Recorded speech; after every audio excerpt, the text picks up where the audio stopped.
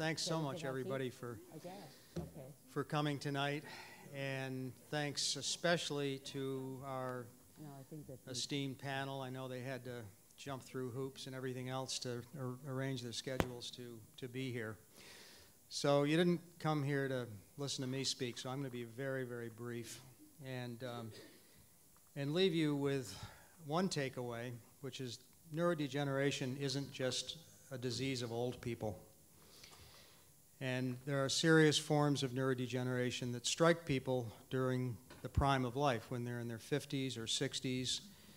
They have families, they may have careers, they have active lives, and they move very quickly. Recent examples would include people like the actor and comedian Robin Williams, the brilliant financier Richard Rainwater, philanthropist, great guitarist Jeff Golub, whose wife is in the audience tonight, and a young, promising scholar and football player, Patrick Risha, whose mother is in the audience tonight. So hope you have a chance to talk with them. But 9 out of 10 of the 10 leading causes of death in the U.S., neurodegeneration is the only one where there is no prevention and no treatment, no cure.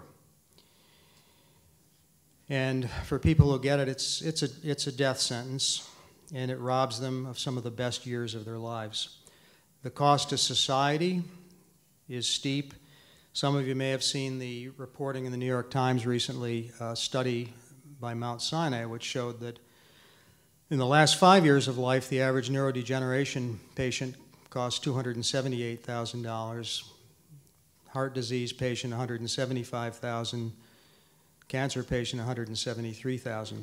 And a lot of those costs are uninsured. So on average, a family spends $61,000 out of pocket with neurodegeneration, and that's 80% more than with cancer and with heart disease. But with that being said, there is hope, and this evening I think you'll hear a lot of that. So without further ado, I'm going to turn it over to our moderator for the evening, Jonathan Weiner, and I'll let him take over.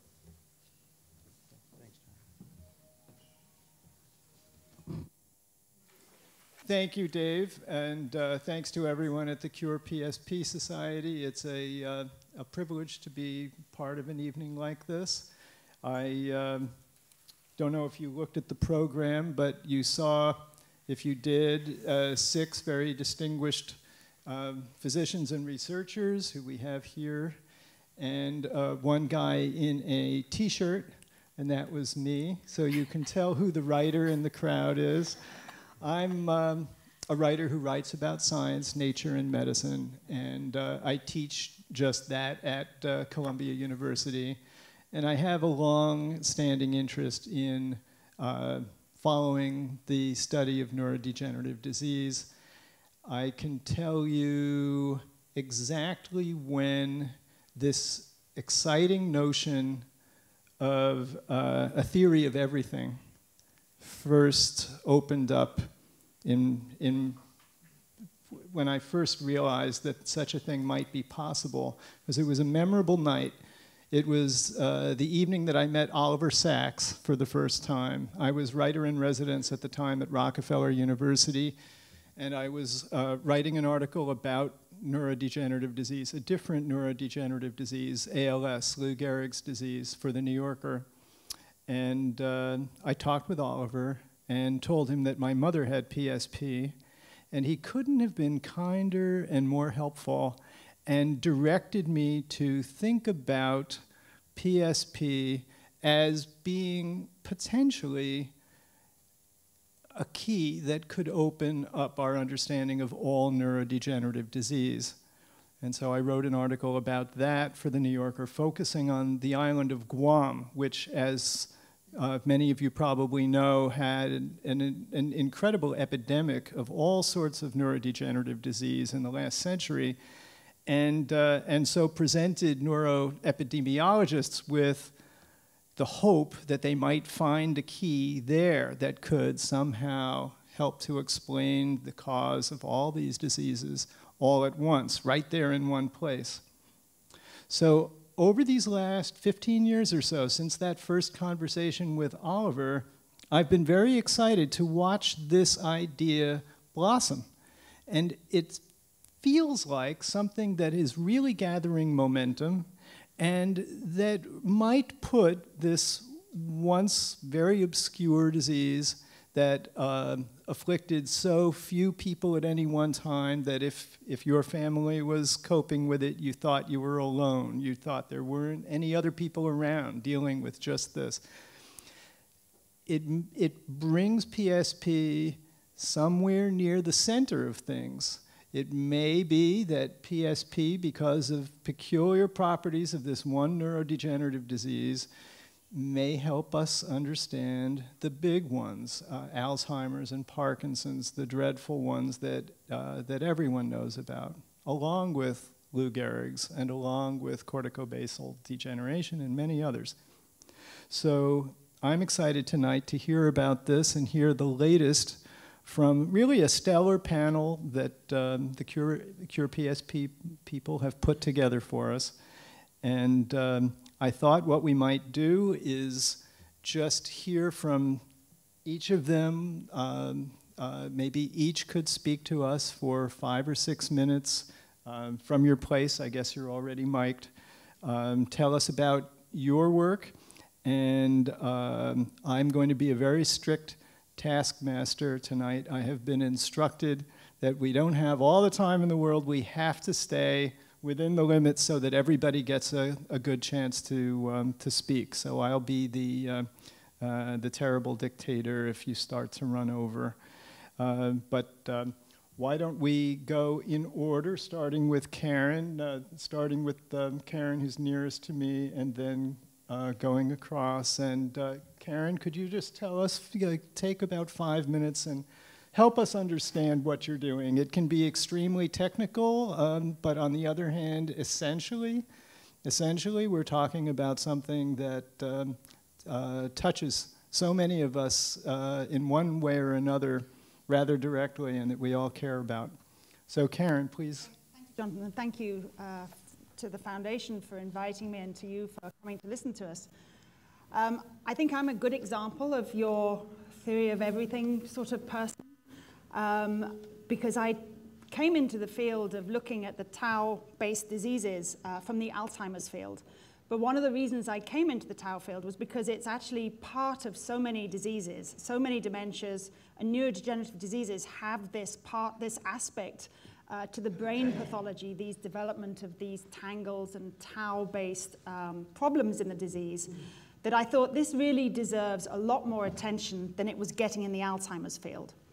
Alzheimer's is a disease of primarily 2 brain disorders, amyloid plaques and tau tangles.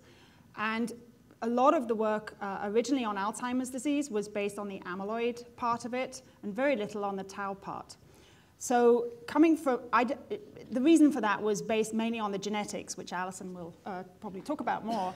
But I was very interested in this other part of it, this tau part, because I thought this is a phenotype of so many different diseases. You know, what's going on with this? How is it contributing to Alzheimer's disease? And this was at the point before we knew that tau in its own right could be a dementia disease-causing entity, a problem protein for many disorders. And it was only a little bit later that PSP and the other frontal temporal lobe dementias yielded these mutations in this gene that actually were the primary cause of the disease.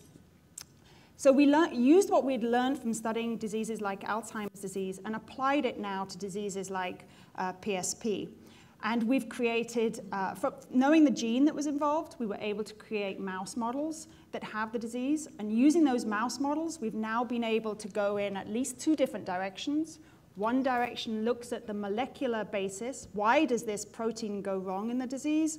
How does this protein going wrong cause all of these awful symptoms that we see in the disease?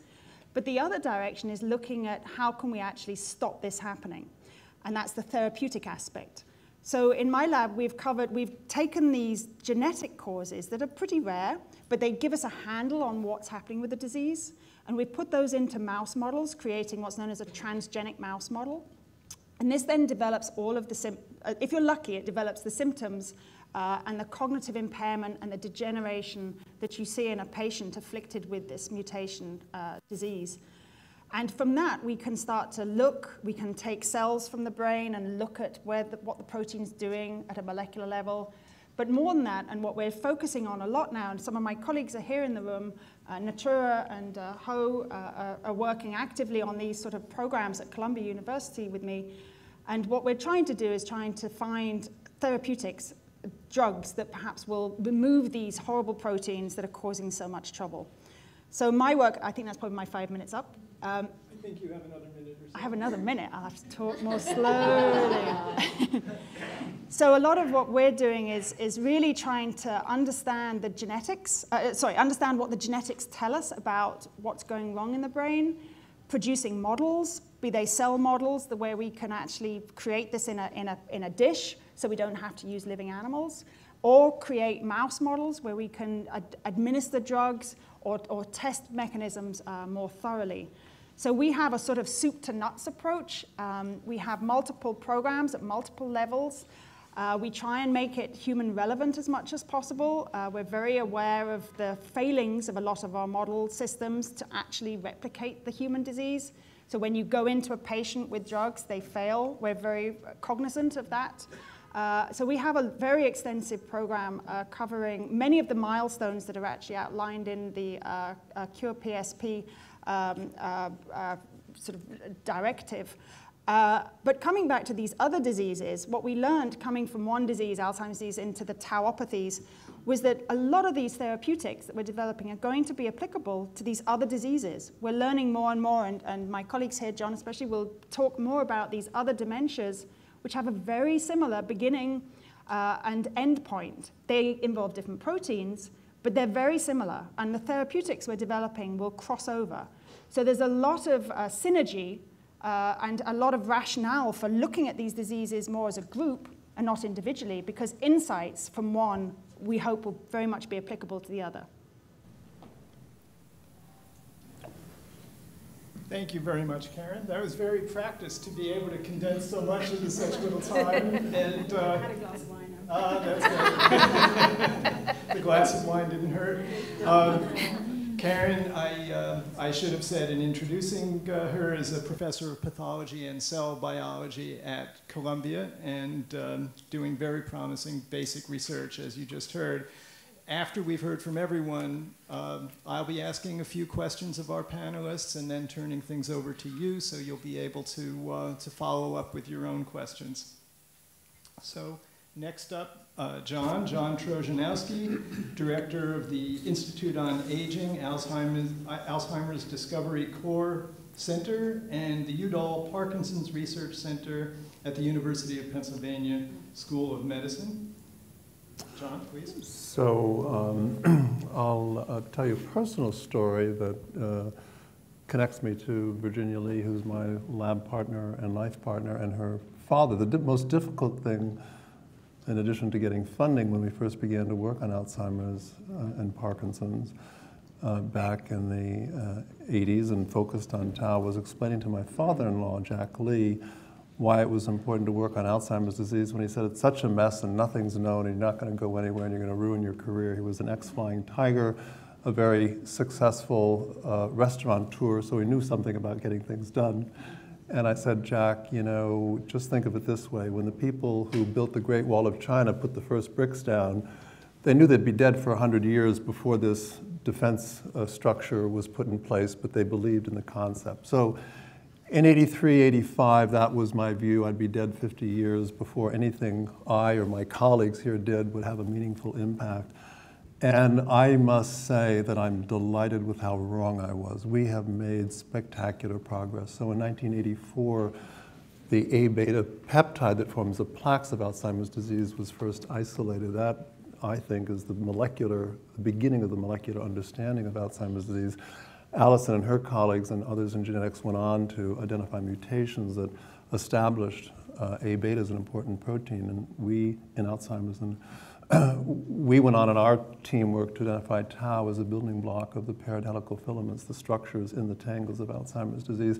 And then it didn't take us long to appreciate the fact that, you know what, there are a number of other diseases that have this tau pathology, and at first that was bad. People said, well, gee whiz, if it's in so many diseases, you know, how can it be important? Maybe it's just a reaction to damage going on in the brain. And so there was, in the early days of neurodegenerative disease research, tau had a bad reputation as being a bystander, not a real player. It was really difficult to get funding, and I'm pleased to say that that has changed dramatically. Organizations like CurePSP have done a lot, the Rainwater Foundation. And so now I'm pleased to tell you that tau has moved from a bystander to a major player, not only in Alzheimer's disease, but other neurodegenerative diseases that are part of the agenda for the CurePSP pathology. Moreover, we now have the technologies that have so impeded clinical trials to assign patients a more accurate diagnosis of Alzheimer's disease or PSP or cortical basal degeneration through imaging technologies where you can see the tau pathology in the brain, you can see A beta pathology in the brain. I'm hearing the word on the street is that we're going to see a paper in the next 6 to 12 months that shows synuclein pathology in the brains of patients. That's the protein that forms the Lewy bodies in Parkinson's disease. Why this is so important for Alzheimer's disease is because Alzheimer's is a very mixed pathology disorder. Plaques and tangles are the hallmarks, but they also have TDP43 protein deposits and synuclein deposits. And so what's so compelling about pure tauopathies is that if we see biomarker signals that are diagnostically relevant, then we have the confidence they may work in Alzheimer's disease. If we see a therapeutic signal, we may likewise say if it works in PSP, then maybe it will be one of the combination therapies that we're absolutely going to need to have for Alzheimer's, which, as I said, is not just plaques and tangles, but these other two protein deposits. So we are very thrilled and delighted to have support from CurePSP to undertake a novel modeling strategy for progressive supranuclear palsy and cortical basal degeneration. I think I'll leave to Virginia to describe some of this. I think she will, because it has to do with amazing biochemistry on Virginia's part. I'm a neuropathologist and she's a biochemist. We play together and have a great time. And she's able to magnificently isolate some of these disease proteins, which are now, she'll tell you more, injecting into the brains of mice to mimic or model PSP and CBD more accurately than one can with transgenic mice. And the goal of our project is to establish this modeling system and then to come in with antibodies.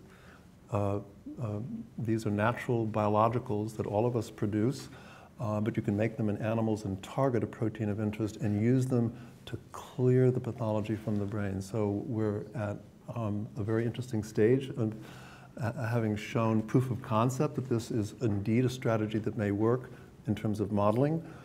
We have some early evidence that immune therapy may in fact work. Other people have demonstrated this as well. So I think immune therapy with antibodies is clearly a mainstream approach that needs a lot more investment across the spectrum of neurodegenerative diseases so that we can bring them to bear on the diseases CurePSP funds as well as Alzheimer's disease. So I'll stop there.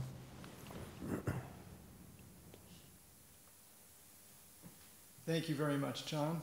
You can get a sense of the excitement in the field, I think, as we listen to leaders in the field talk about the work at this cutting edge.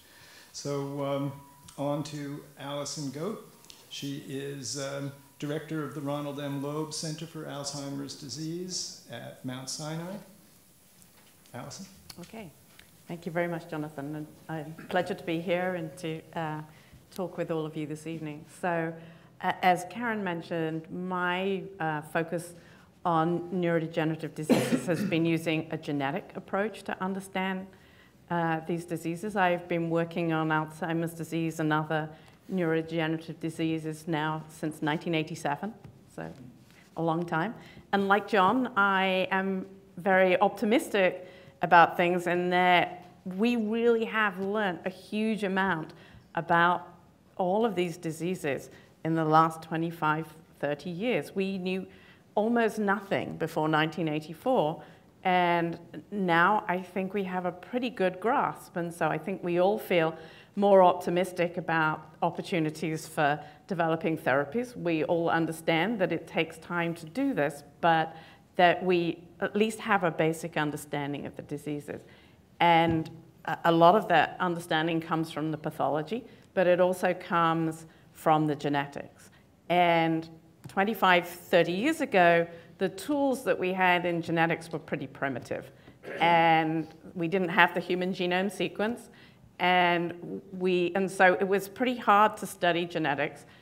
The only way we could really do it was in families where there were lots of cases of disease. And so many of these neurodegenerative diseases, PSP, Alzheimer's disease, Parkinson's disease, ALS, have very rare familial forms of the disease where it's inherited from one generation to the next, and about 50% of the children of someone who's been affected will develop disease. And so we started off by studying these kinds of families to try and identify what's causing disease in those families. And in those particular families, there's usually one mutation in a single gene which is responsible for causing disease. And generally, people with those kinds of mutations will develop these diseases at an earlier age. So even mutations causing Alzheimer's disease in these kinds of families can occur in the 20s and 30s. So you can imagine a very severe form of the disease. But the pathology and the clinical picture of the diseases looks very similar to the sporadic forms that we see more commonly in older individuals. And so we felt that we could understand a lot from doing that. So it was these kinds of studies back in the early 90s that led to the first mutations causing Alzheimer's disease. And then later in the 90s, we found mutations in tau that were associated with frontotemporal dementia and with PSP. In the subsequent period of time, there have been actually a number of additional genes that are associated with frontotemporal dementia and ALS. And from the genetics, we've actually learned that ALS and frontotemporal dementia are actually part of the same spectrum of diseases, and that you can find mutations that in one family or one individual within a family might present as Lou Gehrig's disease, but the same mutation in a different individual may present as frontotemporal dementia. And so we've now been able to use these mutations that we've found in those families to generate the kind of animal models that Karen was talking about, and I'm sure Virginia may talk about more as well. The other thing that we've been able to do more recently is to generate stem cells. And so you can take a fibroblast or you can take a blood sample from somebody who carries one of these mutations. You can then, in a dish, create a stem cell from that you can then differentiate into any cell type in the body. And I'm not going to say any more about that because I'm sure that Sally's going to talk about that in detail. But that's a very powerful thing to be able to do when you have a cell from somebody where it's carrying a mutation that you know causes the disease, because you can then study that in a dish.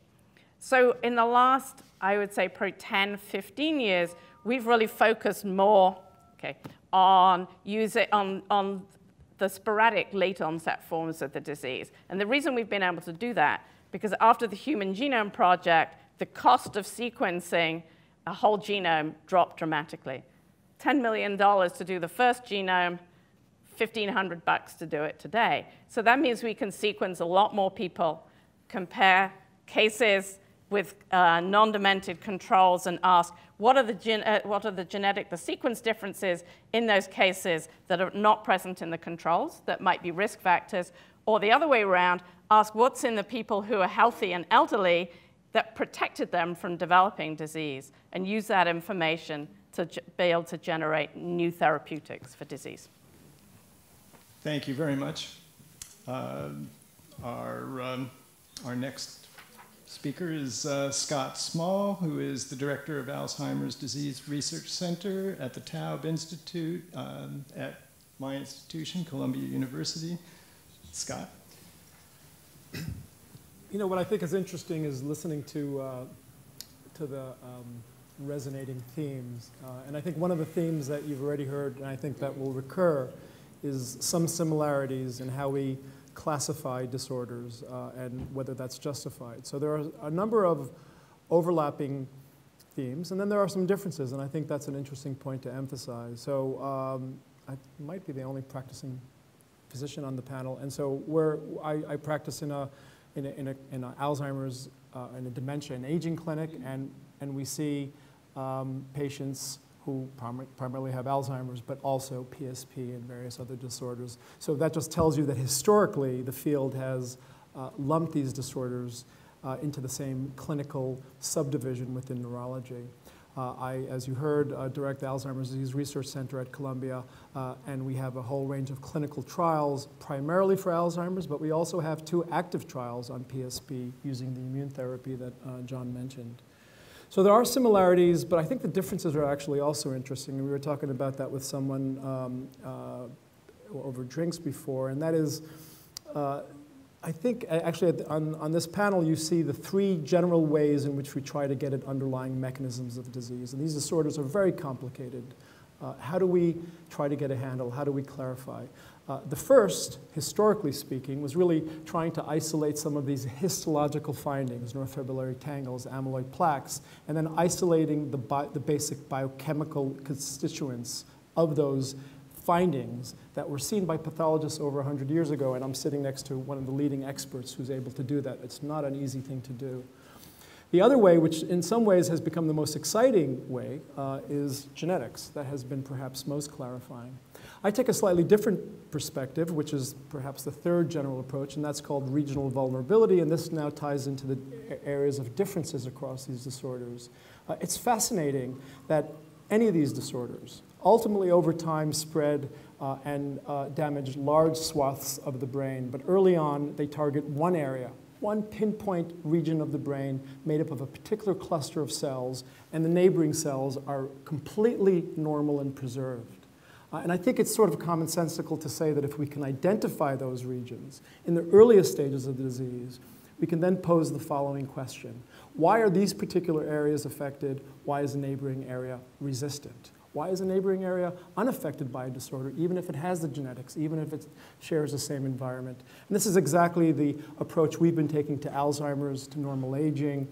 We've used different imaging techniques. I think I might be known for that, imaging humans and animal models, and I've worked with Karen on this, to pinpoint areas that are most affected, first and foremost, linked to a particular disorder, Alzheimer's primarily, normal aging, and then bore down deeper and ask, well, what are the molecular reasons? And that's actually led to some recent insight into mechanisms in Alzheimer's that's led to a new pathway that's now a drug company that's trying to find drugs that are linked to Alzheimer's.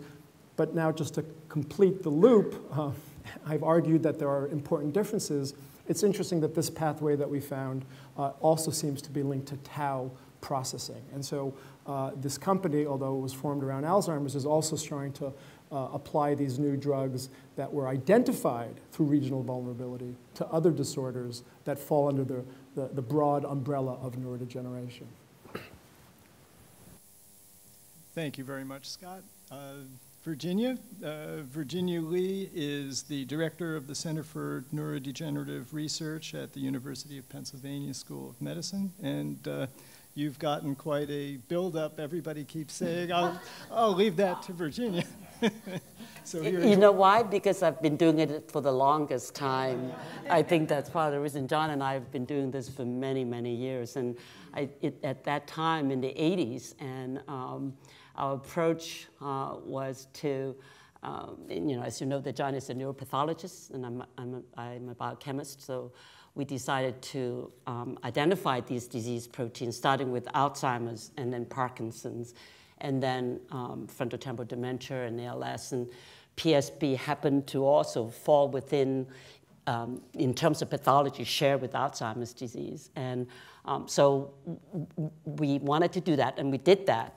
And so once you know what the identity of the protein that form clumps in nerve cells in brain, then you want to model it. And why do we want to model it? Because once you have a model of the disease, and you can show that in animals, for example, tau clumps, or in multiple system atrophy, MSA, that synuclein clumps, then once you have a model, then you can start asking question of mechanism, as Scott was alluding to, and also Allison.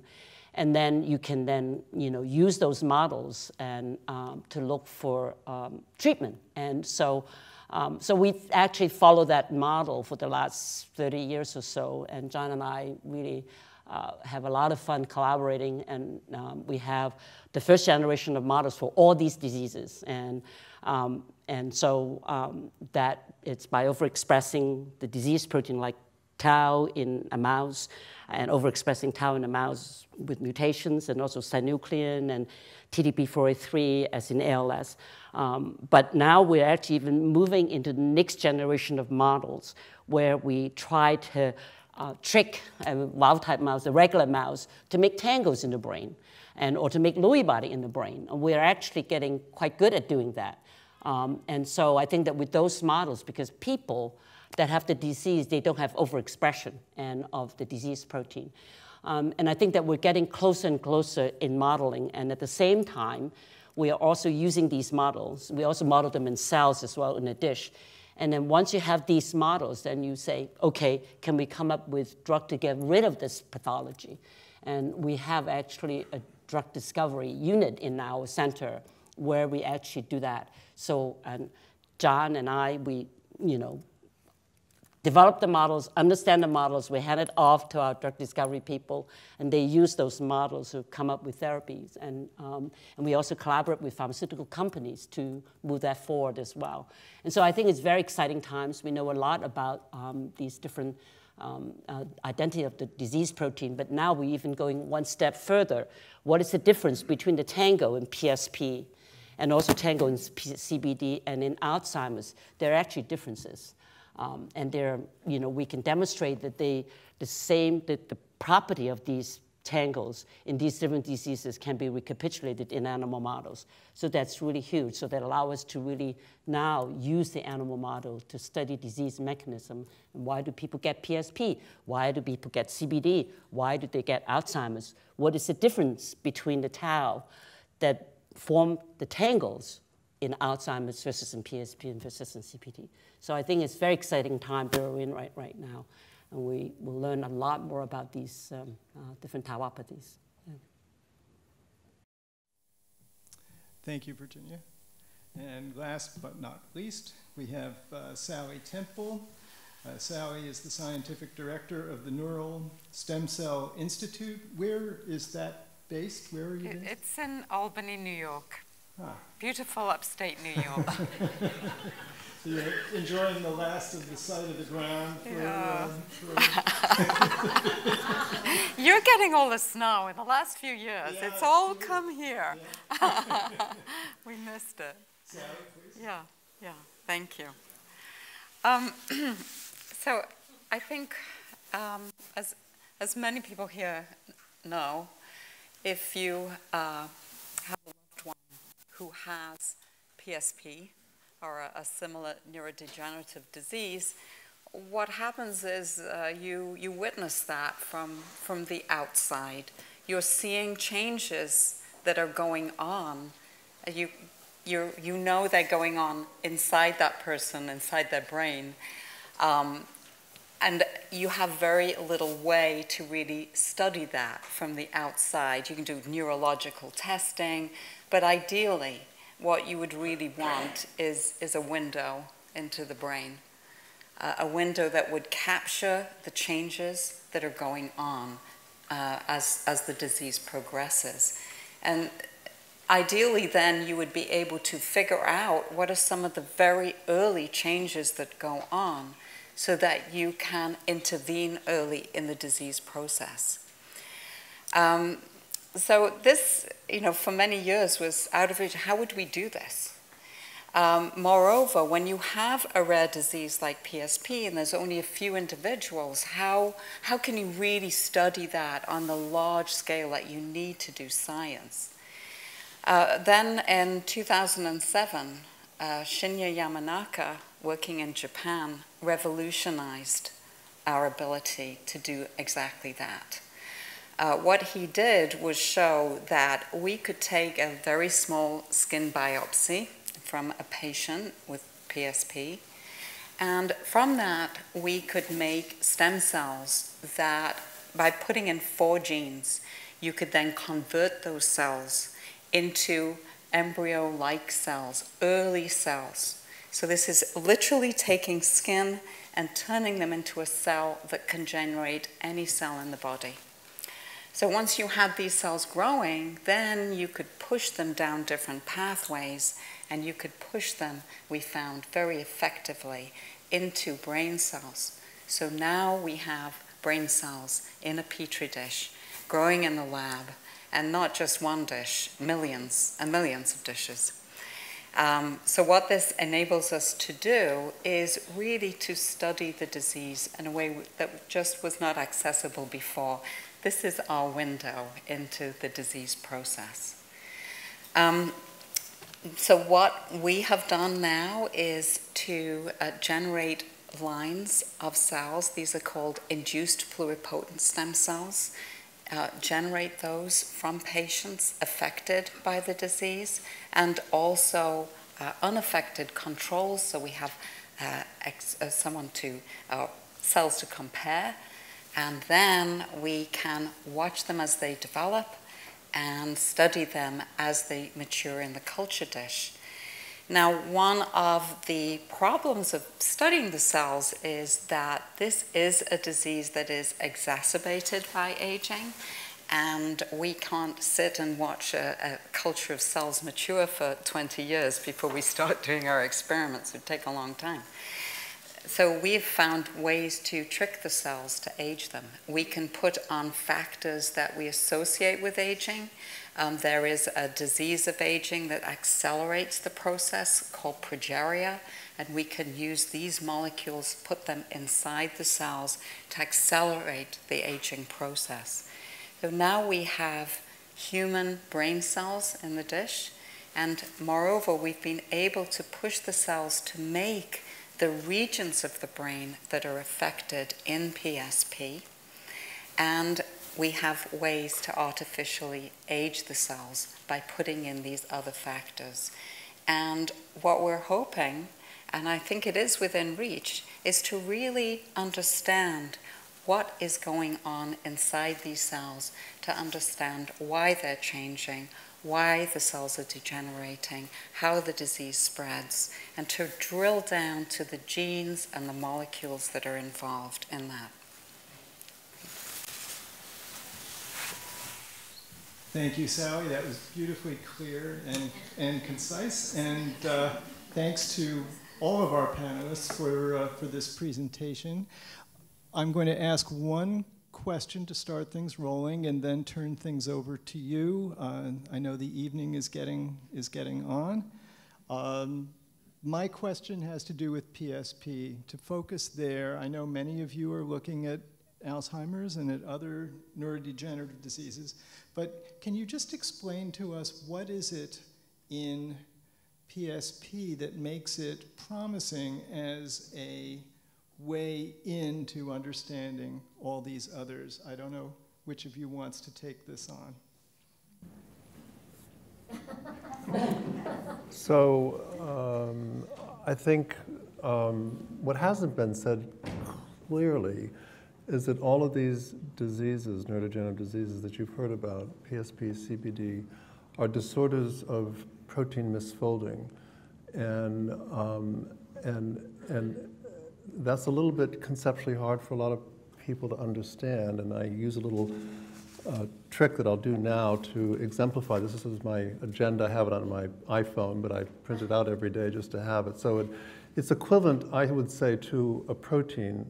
The genes are very important. They encode all the proteins, but the action figures in our bodies are proteins. So you've got to get your proteins to perform their activities as they should. Insulin is a good example. If it were misfolded, it wouldn't be able to bind to and signal to take up glucose in the cell. So it's very important that it has that capability to bind without getting scrunched up. So when protein misfolding occurs, it's what I've just illustrated here. Now, this has resulted in the loss of function. I can't read my agenda. So it's bad to misfold because you lose the functionality of this piece of paper. And if I did this for 10 years or 20 years, and that's what we think is the time that it takes for first deposits, when the first deposits occur, to become symptomatic. So I could fill this whole building with misfolded paper and it would become a fire hazard. And so that is what happens with synuclein tau, A-beta, TDP-43, and the new concept about how disease spreads is the misfolded protein gets out of a dying cell and encounters its normal counterpart. And when it does so, it corrupts the other normal protein, and now you've got two misfolded proteins, and that goes on and on and on until the brain is filled up with what we call brain trash, which is so nicely illustrated here. David did a great job in, I think, exemplifying the concept of protein misfolding through the analogy that I just made. So PSP is really cool because it is almost the only disease where you have nearly, now I'm a practicing physician, but a pathologist, not a neurologist, so Scott may correct me, but I think it's almost the only neurodegenerative disease where there's enough clinical information to make a fairly specific predictive diagnosis of what the underlying pathology is. That is so important for clinical trials of drugs if you're targeting tau. The failure of many of the clinical trials for Alzheimer's disease resulted from the fact that in those clinical trials, 30% of the people who were demented were of course demented, but they didn't have Alzheimer's pathology. So you're targeting A-beta as the therapy in people who didn't have A-beta on board. That's been dramatically changed through molecular imaging, tau imaging, A-beta imaging. We're hoping synuclein imaging will come on board, as I mentioned. So that gives you greater confidence. But at this time, PSP is a very compelling disorder to study for tau therapeutics because you don't get much else. We've studied PSP extensively. You get tau, but you don't get much else. So this is really cool because you can target a single misfolded protein. If you get a result, that gives you confidence not only to continue with PSP and CBD, but also to embark on Alzheimer's. So I'll stop there. Thank you. Thank you. So if I understand you, John, the tangles are similar, not identical, but similar. They build up as a kind of crud, trash in the cells of the brain. They build up in different areas of the brain, causing different kinds of symptoms. And PSP, it happens to build up in a sort of a pure form, one kind of trash in one specific place in the brain, causing very specific symptoms. And so in all of those ways, and maybe others, it provides a nice, clean model for understanding all of these diseases. If you can understand this one, maybe you can understand and treat and eventually cure them all. So let's turn the questions over to you. And you don't have a mic, I guess, so I'll be happy to repeat the question for the audience. Yes, you in the back. Speak loud. So I have a friend, unfortunately, who has ALS, and he's the head of a Fortune 500 company. He's going to have to leave in about a month. He's raised a huge amount of money. He's working with Johns Hopkins on this, and I'm curious about collaboration because I've got another friend, unfortunately, who passed away from ALS in California. They raised a lot of money.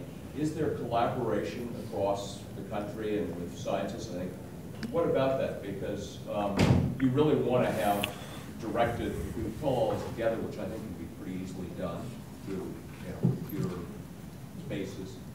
Is that being done or not? Well, there are collaborations, but I think that, everybody, they're kind of, involved in their own work and they're busy. But I think that if there are funding, let's say that if you have someone who want to fund a multi-center and multiple approaches to for ALS, and then and we know people at Hopkins very well, and we've collaborated, but we don't have funding in common, so we exchange ideas, but we don't actually collaborate closely, and because of lack of funding to to bring us together. And I think that, those are great ideas if you have, particularly individuals that really want to fund multiple approaches and multi-center. That would be one way to do that. Yes. So I think that probably Scott and I are going to make the same point, that there are certain types of science that are done where you need large numbers of samples and where collaboration is essential. And I think in the genetics, that happens all the time. We need thousands of samples for our studies, and no one center can possibly have the number of samples you need. And so we collaborate together, we generate data, and then we actually place that data in a public repository at the National Institutes of Health. And that means that any other scientist who wants to access that data can do so. And I would say clinical trials are always done at lots of sites. And I think imaging studies are also the type of study where there's frequent collaboration. So it really kind of depends on the type of science you're doing as to whether it revolves around big collaborations or whether it's more focused on individual labs. I was going to make a similar point, but actually I think the 2 points you heard are the reasons why there are more collaborations. Actually, one you didn't hear, which is a top-down forcing us to collaborate, which is appropriate. Funding agencies, whether they're government or foundations, require collaboration, and that's done very good at breaking the old silo approach. The approach you heard from Allison was this sort of practical need. But I think the most compelling reason why there's more collaborations now relate to what you're hearing today is that these disorders actually are related. And in fact, you talk about ALS, I just reached out to they reached out to me, collaborators from across the world, in fact, that heard about some of our work on Alzheimer's that might be related to what they're working on. So it's the down-up, organic force of collaboration that's going to be most compelling. We do listen to our funding agencies, but that's more tyrannical. I think if we feel the kind of down-up need because of scientifically compelling reasons, that's going to happen, and it is happening. Yes. Thank you. I just wanted to, I know that none of you would have anything to do with this, but my husband did die of PSP almost a year ago. And we were all set up. We'd gone to the NIH because it wasn't diagnosed until very late. And he'd done under our neurologist we were working with was at Mount Sinai. And we'd gone all over the city. And NIH, they really wanted us to donate the brain if we could. And we both agreed we wanted to. And probably about a week before my husband died, we didn't know. We knew he was very sick. But he'd done a neuropsych exam over at Mount Sinai, and we're all set up through the Columbia Brain Bank, because that was the brain bank that was the closest they get the brain, within 3 hours of death.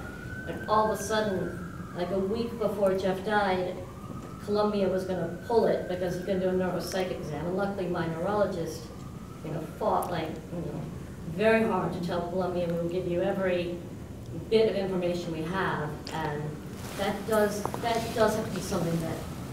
It was so important that Jeff's brain be donated. I couldn't believe they were going to actually, deny the donation because we hadn't been a part of Columbia's program. And I couldn't believe that.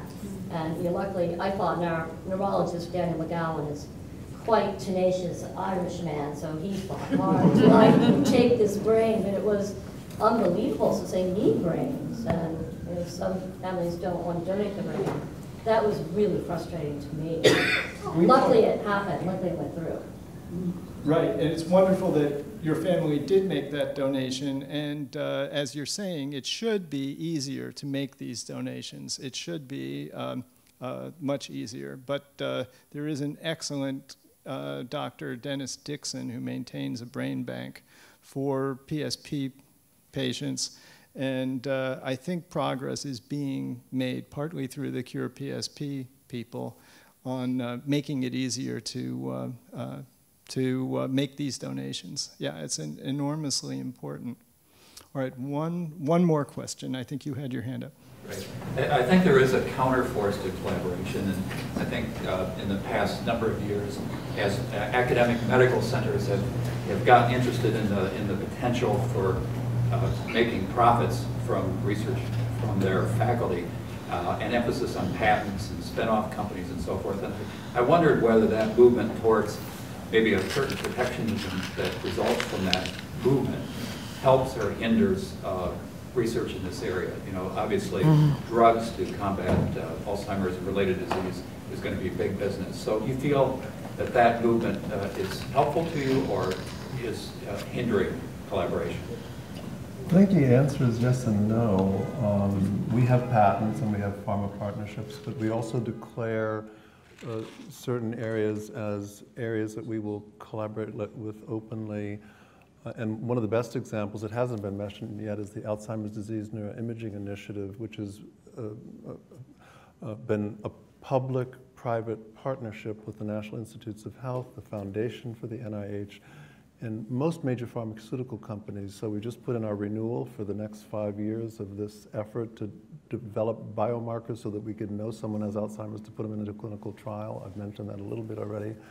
And pharma puts up about 25 million and NIH puts up about 40 million for this 60-site effort to recruit, follow patients and demonstrate validity of biomarkers. And this is all in the, so you can go home tonight, and we just uploaded some data a couple of days ago, and you can write a paper about my data tonight if you want to, before I get a chance to analyze the data, because it's public. I can't begin to analyze the data until I've made it public for everyone to look at. And this is not going to happen for every type of science, but it certainly is happening more and more often. There's the Parkinson Progression Marker Initiative. All that data is public. So the hope for collaboration with an open access to data is appropriate for many, many, many types of studies, although obviously commercialization is a part of what all of us do, and you're never going to get a drug into clinical trial unless a pharmaceutical company thinks they're going to make a profit and will put the $100 million into it that is required for clinical trial. So there's this tension, but I'm pleased to say that it's working, that collaborations do take place along the lines I've just mentioned. It happens in genetics too, and other areas. So I just wanted to comment on that because I grew up in the era of the terrible problems that happened with the transgenic mouse models. Companies were keeping them to themselves, academics were not sharing, and there was a bad time. There was a lot at stake when one made a mouse model to get it the first to develop a drug through it. But those days, I think, have really passed. There's a lot more transparency now. People know where the mouse models are. There's a lot more effort to put them into centralized repositories such as Jack's Labs, which will distribute them to academics freely. Not free cost-wise, but you can take, you can put your mouse models into a centralized sort of breeding facility and they will distribute them on request. Pharma is now much more folded into what academics are doing. There's much more of a partnership approach towards, sharing these technologies. And the technologies are patented, but there's a much different, I think there's a very different approach now to using the patents to protect some basic rights of the researchers, but allowing still these products of the research to go out and be used, certainly by other academics, and also by companies now who can buy them in. The system is a lot better set up, I think, to deal with the issues that come with this, to protect everybody's rights and efforts, and to pay for these efforts, etc. So I think the bad old days are past, I hope. And certainly we generate mouse models and we generate drug products, and it's a much more seamless process to get these reagents out to people who want to use them.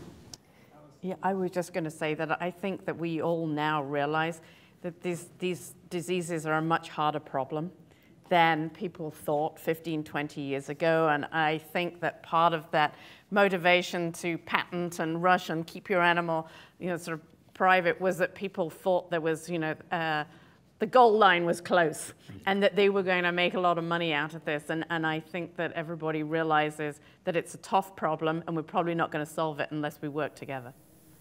I think that might be a very good note to end on. It's been a privilege. Thank you all for bringing your time and expertise.